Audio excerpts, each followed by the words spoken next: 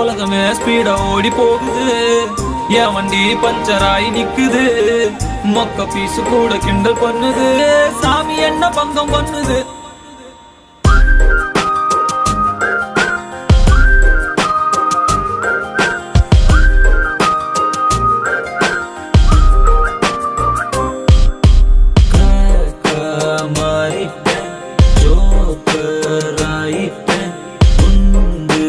சட்டியில 2 குதிரை வண்டி ஓட்டுறேன்.